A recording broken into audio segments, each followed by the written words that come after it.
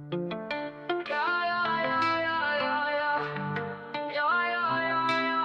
wake up to the same old fight, chasing shadows in the night.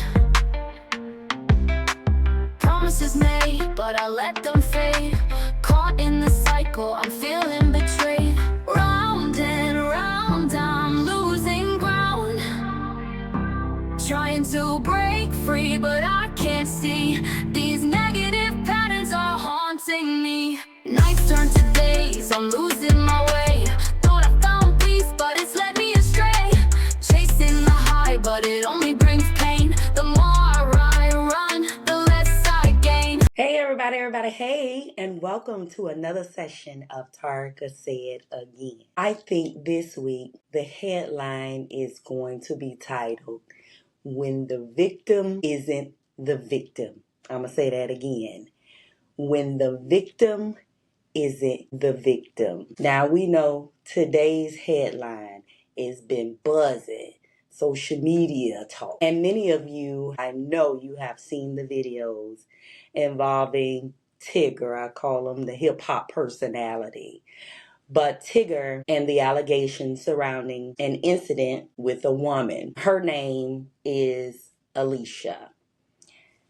Since the matter has been widely discussed online and facts are still being sorted out, I'll say allegedly, okay? Based on what has been, say, made public, some people believe the situation was staged to make Tigger appear to be the aggressor, and vice versa. But after a dispute involving his phone, okay? Whether that's ultimately proven or not isn't the point I want to focus on today. You know, addictive patterns, we talk about behaviors and patterns and signs and principles. So that's going to be the focus of today's session. I want to talk about patterns. Okay? Patterns. One person says, just give me the phone back. You know, he could have just gave the phone back. Another says, just buy another phone. Just buy another phone. But neither of those responses addresses the bigger issue. Why are we creating situations that escalate conflict in the first place? Why are we here? How did we get here? And that's what addictive patterns is all about. Sometimes people become addicted to chaos, and I've said this before. They become addicted to control, manipulation, being pursued, creating emotional emergencies. Oh my gosh. Or always needing to be the victim. Those behaviors don't just hurt the relationship, they can destroy lives. Let me say that again. Those behaviors don't just hurt relationships, they can destroy lives, people's livelihoods. And as you can see, another part of this story has resurfaced. We found out there was a previous case involving the same woman, Alicia, and it has been brought into the public eye or the public conversation. There was a man named Ramon Joyner, and he was previously convicted in connection with the alleged kidnapping of her daughter, Aaliyah. It's spelled Ailea. However you phonetically pronounce that, okay? Because parents, they do some things with those vowels and them letters, and sometimes they ain't always phonetically how we've been taught to pronounce those letters. But nevertheless, this Ramon guy has been previously convicted in connection with the alleged kidnapping of her daughter and has reportedly asked Delaware authorities to reopen his case, claiming that some of the behaviors that Alicia exhibited, exposed, whatever the case is, some of those same behaviors that they have witnessed in the Tigger incident are similar to what he experienced years ago. That victim not always being a victim. Again, those are allegations, and it's important to let the legal process determine the facts, of course. But it does raise an important question. When should we start paying attention to repeated patterns instead of isolated incidents? One of the biggest mistakes people make while dating is asking about a person's favorite color before asking about their life story. You know, that's small talk. What's your favorite color? Yeah, that should be a part of it. But let's get to the meat of it. Let's ask some important stuff, especially if someone has children. You know, of course, let the questions be respectful, but simple questions as, where are your children? Who has custody? How often do you see them? What happened? Those aren't judgmental questions. They're responsible questions when you're considering building a future with someone. Sometimes we know people, they assume there are, innocent explanations, and often they are. But sometimes, as we see right here, sometimes the answers reveal unresolved legal issues, unhealthy family dynamics, or recurring behaviors that deserve your attention.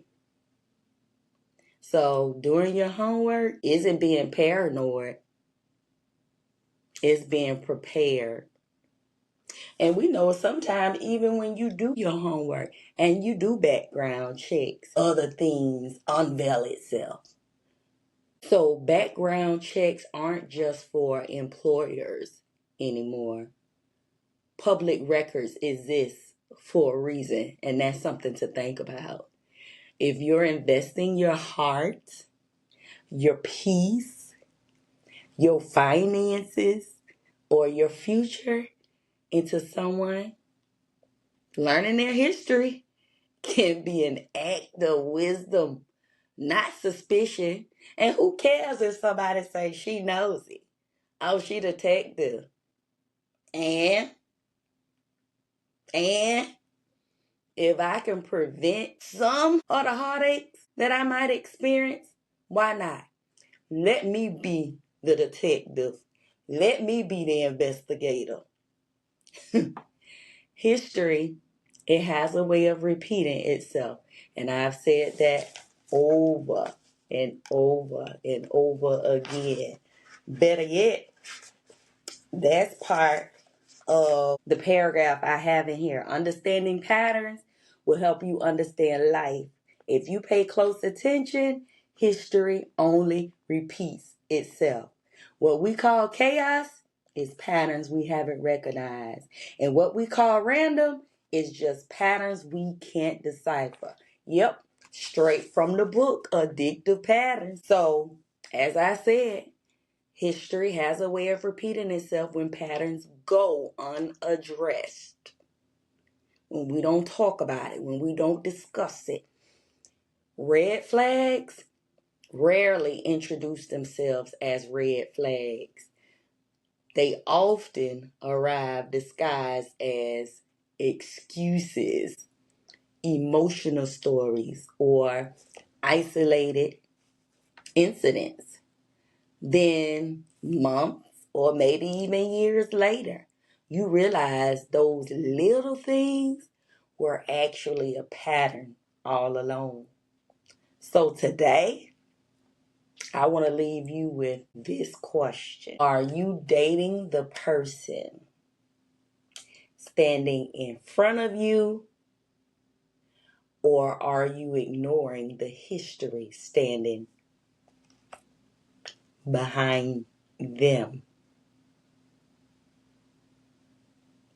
Yeah, I'm going to say that one more time. Are you dating a person standing in front of you? Change person, because everybody and anybody can change.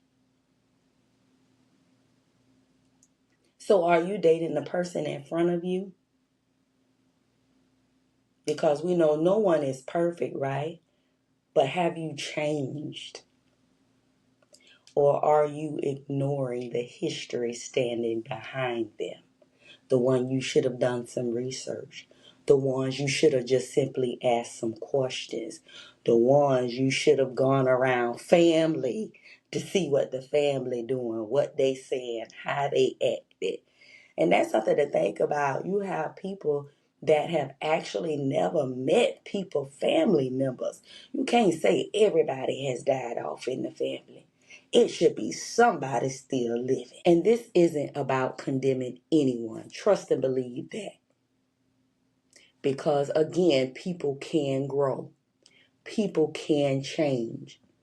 But change requires accountability, not repeated cycles. That's why I always come back to addictive patterns.